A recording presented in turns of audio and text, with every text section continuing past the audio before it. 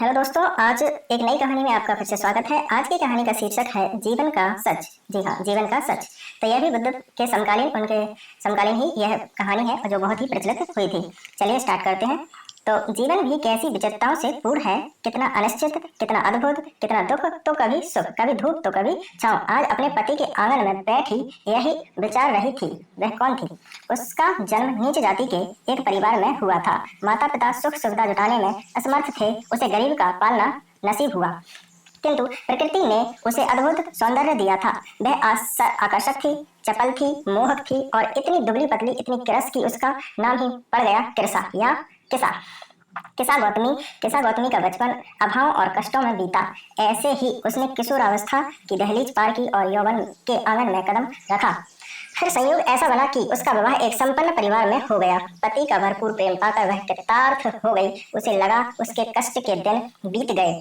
अब वह पति की बाहों में सिमट कर सब कुछ भूल जाना चाहती थी। फिर भी उसकी डगर उतनी सरल नहीं हुई। ससुराल पहुंचने पर उसे अपेक्षित प्रेम नहीं मिला। जैसा कि अक्सर होता है, उस पर व्यंग बाण छोड़े गए, उसे परेशान किया गया। नीम पर करेला यह हुई कि काफी समय बाद बीत जाने के बाद भी उसे कोई संतान नहीं हुई। ससुराल वालों को और बहाना मिल गया। उनके प्रहार बढ़ गए और तीखे हो गए। वह कंगली तो थी ही, निपुती भी हो गई। किसा गौतमी के मन में भी बस एक ही बात रहती कि उसकी गोद भरनी चाहिए। उसकी देह भी उसके लिए व्याकुल रहती है। उसका दुख सुनने वाला कोई नहीं था, उसका संताप हरने वाला कोई नहीं था, उसका दुख बांटने वाला कोई नहीं था। पति के साथ उसे जो क्षण मिल पाते वही उसका एकमात्र सहारा थे। उसी संतावना के सहारे उसने अपने आप को परिस्थितियों के भंवर में छोड़ दिया था। उसका ध्यान अब इस तरफ से हटने लगा था और उसने अपनी स्थिति से समझौता कर लिया था। इतना सब सहने के पश्चात उसे एक व्यवहारिक ज्ञान हो गया था कि धन की संपन्नता से मन की शांति प्राप्त नहीं की जा सकती। उसके लिए कुछ अलग ही चाहिए होता है। इस मध्य उसने अपना सहारा थामे रखा। अपने पति से उसकी समीपता इन विषमताओं के कारण अनायास ही और बढ़ गई। शायद यही वजह रही कि एक दिन उसने अपने आप को गर्भ से पाया। जैसे जीवन लौट आया उसके द्वार, सबसे पहले उसके पांव थिरके। उसने अपने पति को बताया तो उसकी आंखों में प्रसन्नता से के आंसू भुमड़ उठे। किसा को इतना खुश देखकर उसके पति को बहुत आनंद लगा। वह भी उसकी खुशी में शामिल हो गया। यह उसकी भी खुशी थी, यह उन दोनों की खुशी थी। यह सूचना जब शयन कक्ष के बाहर आई तो जैसे पूरा घर परिवार उमंग में डूब गया। अचानक जैसे सब कुछ बदल गया। किसा के लिए प्यार की हवा चल पड़ी। घर में नए मेहमान के स्वागत की तैयारियां प्रारंभ हो गई। किसा ने भी सब कुछ भुला दिया। किसी से कोई शिकायत नहीं रह गई। उसे तो अच्छा ही लगा कि घर का वह तनावपूर्ण वातावरण बदल गया। हर दिन की तानेबाजी खत्म हो गई, हर दिन का क्लेश खत्म हुआ। किसा यह मत करो, किसा उसे मत उठाओ, भारी है, किसा बिस्तर पर चलो, तुम आराम करना। तो घर की औरतें उसे प्रायः टोकती रहती। उसे सुखद आश्चर्य होता, वह यही घर है, मैं वही किसा हूँ, वह अपने आप से पूछती। फिर एक दिन वह भी आया कि एक असहन पीड़ा, एक बेसाख्ता चीख, एक आनंदपूर्ण राहत भी और एक गोल मटोल स्वस्थ सुंदर बालक की माँ बन गई।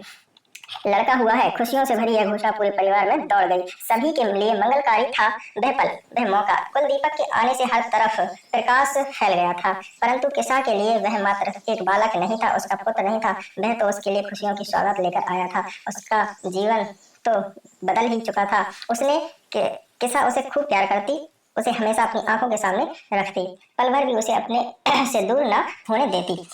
पर वह घर का प्यारा दुलारा, सभी उसे लेना चाहते, उसे दुलारना चाहते। वह एक से दूसरी गोद में घूमता रहता। वह जल्दी ही किसी न किसी बहाने से उसे वापस ले लेती। दूध पिलाना है, भूखा है, उसके सोने का समय हो गया। वह कहती, घर वाले मुंह दबाकर हंसते, हाँ जी अब बेटे वाली हो गई, वे कहते। लेकिन उनके इस कथन में व्यंग नहीं होता था, बल्कि प्रसन्नता के उद्गार होते। अब वह यह सब सोच रही थी कि उसका रोम रोम प्रसन्न था, खुशी से शहर शहर जाती थी। वह यह ऋतु भी ऐसी ही थी। सर्दी की ठिठुरन को दमदार सूरज के कोड़े ने कब का भगा दिया था। बसंत देव ने भी अपना पीत वस्त्र समेट लिया था। चमचमाती खिली धूप अपने कोमल स्पर्श से तन मन की गुदगुदा रहे थे। जैसे सारा वातावरण आनंद और निश्चितता के गीत गुनगुना रहा था। किसा गौतमी भी अपनी इन यादों में डूबती उताराती आनंद और निश्चिंतता का मधुर गीत गुनगुना रही थी। वह आनंदित थी क्योंकि उसकी दृष्टि में शोक उसके जीवन से जा चुका था। वह निश्चिंत थी क्योंकि उसकी नजर में चिंताएं अब उसके जीवन में खटकने वाली नहीं थीं। उसका आनंद, उसकी निश्चिंतता स्वाभाविक थी, सहज थी। उसका लाडला अब घुटनों के बल चलने लगा था। इस समय भी वह इधर से उधर घूम रहा था। कुछ पल के लिए तो वह उसे दिखाई देता और फिर ओझल हो जाता। उसकी इस बार सुलभ चपल की क्रीड़ा पर वह प्रसन्न हो रही थी। किसा गौतमी को पता नहीं था कि अनित्यता का क्रूर हत्यारा दैत्य अपना घातक फन काट चुका था और धीरे धीरे उसके नाले की तरफ बढ़ रहा था। उसकी प्रसन्नता उसकी निश्चिंता के दुर्ग में सेंध लग चुकी थी। एक शोर उठा, एक आदनाद हुआ। किसा का सुख धाम भर भरा कर ढह गया। उसे तो विश्वास ही नहीं हुआ कि उसका लाल, उसके जीवन, उसके सुखों का आधार काल के गाल में विलीन हो चुका था। उसके सामने पुत्र का निश्चल शरीर लाया गया तो उस जैसे उसके खुद के प्राण निकल गए। क्या यह सत्य था? क्या यह विधाता का क्रूर मजाक नहीं था उसके साथ? क्या यही सुनना यही देखना बाकी था उसे? परंतु नहीं, वह इसे बिल्कुल भी मानने वाली नहीं थी। उसका लाल मरा नहीं, वह तो बस थक कर सो गया था। बच्चे को कीड़े ने डस लिया। वह बस इतना ही सुन पाई, इतना ही समझ पाई। फिर वह बेहोश हो गई। भारी शोर शराबे, भारी कोहराम के बीच वह होश में आई तो बच्चे का अंतिम संस्कार जल्दी से जल्दी कर देने की बात हो रही थी। वह हक्की बक्की थी। फिर जब वे वास्तव में बच्चे को ले जाने लगे तो वह फुर्ती से तनकर खड़ी हो गई। उसने बच्चे को झपट लिया। नहीं ले जाने दूंगी इसे मैं, इससे कुछ नहीं हुआ है, देख नहीं रहे यह सो रहा है, खेलते खेलते कितना थक गया है मेरा लाल। नहीं, छोड़ दो इसे, मैं इसे नहीं दूंगी, अभी जाग जाएगा मेरा लाल। उठो बेटे, उठ जाओ, अब इतना बता दो कि तुम तो केवल सो रहे थे। उठो बेटे, उठ जाओ। घर परिवार वालों ने, लोगों ने उसे समझाने का बहुत प्रयत्न किया। मौत का कोई मुकर्रर समय नहीं होता। मौत बताकर नहीं आती। वह छोटे बड़े, अमीर गरीब का अंतर भी नहीं करती। सत्य यही है, सत्य यही है कि अब उसका बेटा जीवित नहीं है, वह मौत के गाल में समा चुका है। किसा गौतम बेसुध सी आंखें फाड़े कभी उन्हें ताकती, कभी अपने पुत्र के निष्पन्न शरीर को, जिसे उसका ममतामयी मन अब भी मृत मानने को राजी नहीं था। इस बीच किसी ने उसके हाथों से बच्चे को लेना चाहे, फिर तो जैसे उसे दंश लग गया, वह बिफर गई। मैंने कहा ना, मैं अपने लाल को नहीं दूंगी। अगर कोई तैयार नहीं है तो मैं जगाऊंगी इसे। क्या कहा? यह मर गया है? पागल हो तुम सारे के सारे देखते नहीं, इसे इलाज चाहिए। मेरा लाल फिर उठ जाएगा, फिर उठ जाएगा मेरा लाल। हट जाओ सब। और वह बच्चे को उठाकर दौड़ पड़ी। पागल सी वह इधर से उधर दौड़ती रही, घूमती रही, जो भी मिलता उसे दवा मांगती रही, अपने पुत्र के लिए, अपने लाल के लिए। ए भैया, ए बाबा, माता, देखो देखो मेरा बेटा है ना, यह बहुत थक गया है, बहुत देर से सो रहा है, सोए ही जा रहा है, इसको दवा दो ना, जाग जाएगा वह। लोग उसका मजाक उड़ाते, उस पर दया करते और उसे समझाने का प्रयत्न करते, परंतु पुत्र मोह ने उसकी ज्ञान इंद्रियों को शून्य कर दिया था। वह कुछ भी समझ पाने की दशा में नहीं थे। क्षणिक विक्षिप्तता का शिकार बन चुकी थी वह। जब वह इस प्रकार गली गली, सड़क सड़क, चौराहे चौराहे अपने मृत पुत्र के लिए दवा मांगती फिर रही थी, तो एक भीड़ ने उसे घेर लिया। उसमें कुछ मनचले थे, कुछ शरारती थे, तो कुछ ऐसे भी थे, उन्हें उसकी इस दशा पर तरस आ रहा था। वे एक माँ की पीड़ा को समझ रहे थे। ऐसे ही बुजुर्ग सज्जन ने किस्सा को अपनी तरह से समझाने का प्रयत्न किया। बेटी, क्या तुम सचमुच अपने बेटे का जीवन चाहती हो? क्या तुम सच में चाहती हो कि वह फिर से उठ बैठे, खेलने कूदने लगे? क्या तुम सच में यही सोचती हो कि वह मरा नहीं है? कैसी बातें करते हैं बाबा, दवा की बात कीजिए।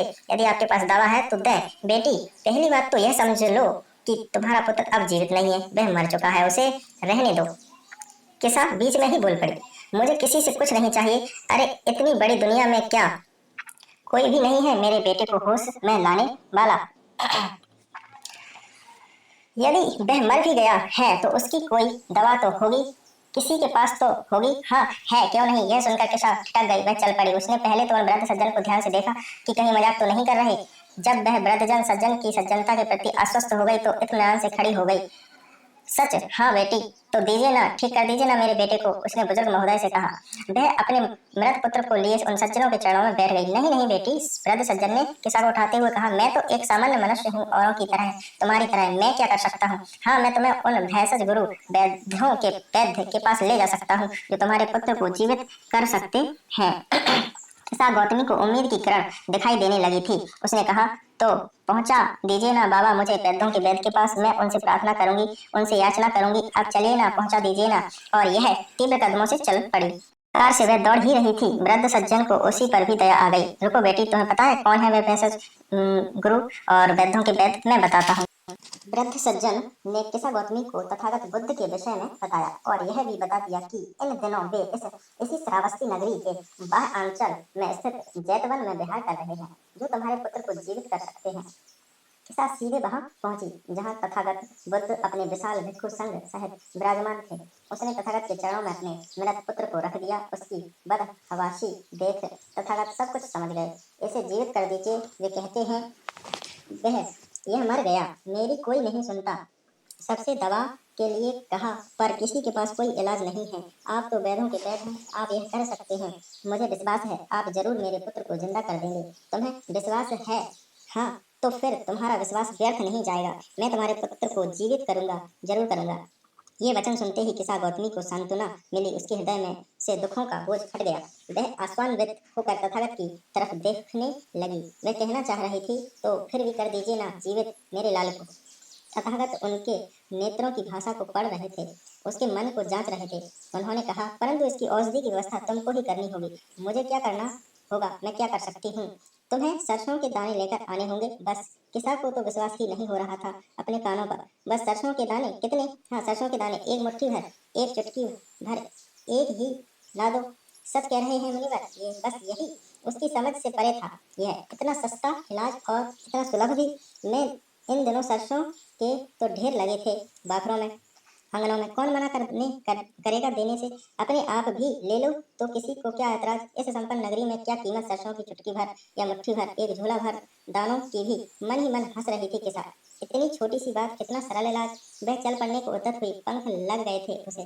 तथागत की उपस्थिति में कुछ बात तो थी, इतना आत्मविश्वास किसी अति महान व्यक्तित्व में ही संभव था। मिथ्या भाषण या उपहास का तो प्रश्न ही नहीं उठता था। किसा चलने को हुई तो तथागत ने टोक दिया, अभी बात पूरी नहीं हुई पुत्री। किसा के चेहरे पर संदेह के, शंका के भाव आ गए। प्रश्न चिन्ह उभर आया नेत्रों में, तो क्या? विचलित होने की जरूरत नहीं है पुत्री, मुझे और कुछ नहीं चाहिए। तुम्हें सरसों के दाने ही लाने हैं। बस ध्यान इतना रहे कि सरसों के दाने तुम जिस भी घर से लाओ, उस घर में मृत्यु के कदम कभी ना पड़े हों, उसके परिवार में कभी कोई मरा ना हो। ठीक है महाराज, मैं अभी आई। और वह लगभग दौड़ती हुई वहां से चली गई। जैसा उसने सोचा था वैसा ही उसे मिला। यहाँ आते वक्त तो उसका ध्यान स्थिर नहीं था, किंतु अब वह उन्मुक्त होकर देख रही थी। हर तरफ सरसों के ढेर थे। उसका मन खुशी से झूम रहा था। वह पहले घर में गई, अपनी व्यथा सुनाई, तथागत बुद्ध का बताया इलाज बताया। थोड़ी सी सरसों का आग्रह किया। गृह स्वामिनी ने बेहद तत्परता और सहर्ष से ही उसके फैले आंचल में सरसों डाली थी। वह उसे लेकर वापस जाने को मुड़ी तो उसे बुद्ध के वचनों का ध्यान हो आया। उस परिवार में कभी कोई मरा ना हो। उसने महिला से यह प्रश्न वह महिला हतप्रभ हो गई। कैसा मूर्खतापूर्ण प्रश्न है, कैसा विचित्र प्रश्न है। उसने अपना गुस्सा दबाते हुए बताया कि उसके घर में अभी कुछ समय पूर्व ही मृत्यु वज्रपात कर चुकी है। निराश कृसा गौतमी ने औपचारिक शोक व्यक्त किया, सांत्वना के दो बोल कहे और वहां से निकल गई। सरसों उसने वहीं छोड़ दी। फिर वह दूसरे घर में गई, वही किस्सा। और यहाँ भी वही हाल था। वही तीसरे घर में भी वही किस्सा हुआ। चौथे घर में गई, पांचवें घर में गई, और फिर वह ऐसे ही कितने घरों में हो आई। लोगों की अलग अलग प्रतिक्रिया होती। उन्हें यह सुनकर तो दुख होता कि उसका नन्हा पुत्र असमय काल का ग्रास बन गया। वे दुख व्यक्त करते, सहानुभूति भी जताते, सरसों देने को भी तत्पर हो जाते, परंतु अपने परिवार की मृत्यु की बात पर वे नाराज हो जाते। उसे भाग जाने को कहते, उसे डांट देते, छिड़क देते, दुत्कार देते। मांगते मांगते कितना ही समय बीत गया, उसे एक घर भी ऐसा न मिला जहाँ कभी कोई मरा ना हो, जहाँ मृत्यु के अशुभ कदम कभी ना पड़े हों। अब वह क्या करे? क्या उसका लाला जीवित नहीं होगा? परंतु ये सारे लोग भी तो थे, इन्होंने भी तो मृत्यु के दंश को झेला था। फिर क्या एक अकेला तेरा ही लाल है जो मरा है? यहाँ हर दिन किसी न किसी परिवार में कोई न कोई मृत्यु को प्राप्त होता रहता है। सृष्टि चक्र ऐसे ही चलता है। अब किसा गौतमी को सब कुछ समझ में आने लगा। तथागत बुद्ध ने सरसों के दाने लाने को क्यों कहा? वह भी ऐसे घर से जहाँ कभी मौत ना हुई हो। क्या ऐसा कोई घर हो सकता है? क्या मृत्यु किसी को छोड़ती है? क्या वह कोई भेद करती है? तथागत उसे क्या समझाना चाहते थे? उसके ज्ञान नेत्र खुल गए। उसके चित्त पर से मोह का अंधकार हट गया। अब उसे सब कुछ स्पष्ट दिखाई दे रहा था। मृत्यु अटल है, मृत्यु अपरिहार्य है, मृत्यु अवश्य भावी है, जीवन का सत्य है, जीवन अनित्य है, सब कुछ अनित्य है। जहाँ जन्म है वहाँ मौत भी है। और किसा गौतमी ने अपने मृत पुत्र को अंतिम संस्कार हेतु जंगल में छोड़ दिया। फिर वह स्वयं तथागत बुद्ध की शरण में चली गई। तो दोस्तों, इस तरह आज की कहानी थी, और आज की कहानी का शीर्षक जीवन का सच था।